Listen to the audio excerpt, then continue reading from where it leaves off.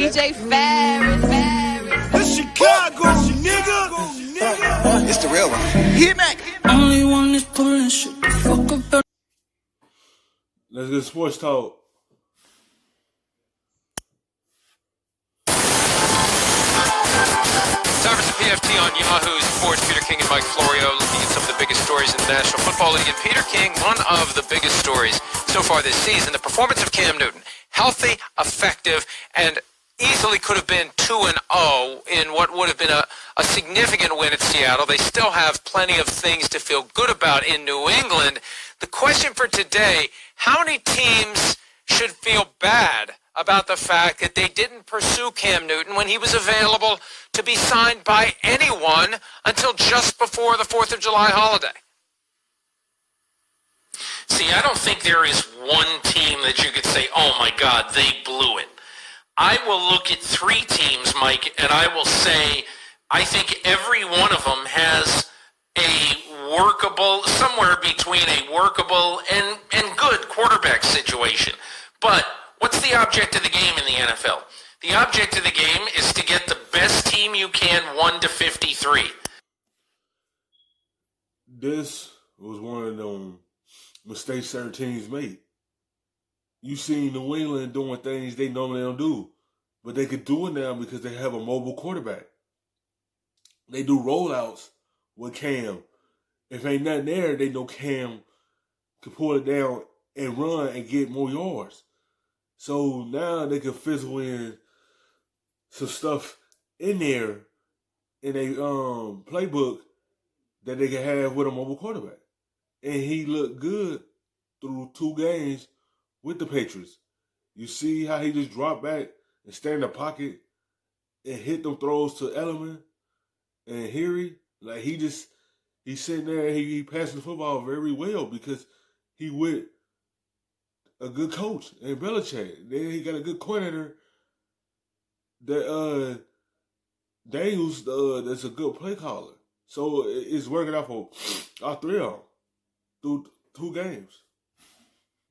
So if you are the Jacksonville Jaguars, I don't care how much in love you are with Gardner Minshew. That is a place where there was a crying need for depth at the quarterback position. That's number one. Whether he would have beaten out Minshew in the summer, I think he probably would have. But, there is one. Number 2 is the Cleveland Browns. I think we all get caught up in saying, well, let's be fair to the guy we drafted first overall. Well, okay, that's fine. You've seen him for 2 years. Are you positive? No, you're not positive. So bring in a guy to stick the little burr at him. That's what I would have done. Always in Cleveland ain't pulled a plug on Baker yet because it's only been 2 years. This is his last chance of them having him as their quarterback. He had to prove it now. I don't think Cam Newton needed to go there while they still trying to work something out with Baker. They try to see what they have in him in his 3rd year before they think about extending him. So he went to Jacksonville. He had an opportunity to beat out Mitchell. He's a better quarterback than Mitchell. Now that's the position that the Jacksonville needed. Mitchell look okay with him, but he here and here. And you really got Cam Newton and potentially could help your team, win this division or play for a playoff spot. But Jacksonville look okay with Mitchell, but he ain't need to go to Cleveland. He needed to probably go to Jacksonville. Had I were Andrew Berry and the Cleveland Browns. And the third one, as much as they will hate to hear it, is the Denver Broncos. Because I know how much you want Drew Lock to get a clean landing strip and to be able to... No. Denver already had a quarterback. Drew Lock looked good in the first game. He looked right in the second game. He got hurt in that game. But no, you ain't need to go to Cam Newton. You had to see what you had in Drew Lock first. And he showed that in the middle of the season last year, and then part of this season in the first game, that you have trust in Drew Lock. So that wanted to be a good landing spot for Cam Newton. Because Drew Lock already showed promise that that's his job for the taking. So it's a good thing that he landed in New England. That they need a quarterback also. Sink or swim on his own. I get that. But especially in an era when you don't know if you have the long-term guy. You think you do, but you don't know. If I were Denver, I would have brought Cam in to see, hey, go at it in training camp and let the best man win. Yeah, he's clearly better than a lot of guys who currently are starters. The problem is most teams already have their plans. They have the financial commitment. You can't bring in Cam Newton, assuming he's healthy, and that was one of the big reasons why teams weren't lining up to sign him. They didn't know when he was going to be healthy or if he was going to stay healthy. But if you bring him in and he starts showing up at practice and he's overshadowing the guy that you've built your salary cap around, that you've invested the big draft pick in, and you are potentially going to impede that guy's development by having a locker room that's split on whether or not Cam Newton should be playing, that's why teams stayed away. But I've got a few teams that stand out to me. I agree with you on the Browns. Look, Baker Mayfield was better week 2. Like, they stayed away because his injury history. They don't know can he stay on the field. But if he would have got any one of those teams, it's how you manage that quarterback. You let him run some, and you let him pass it majority of the time.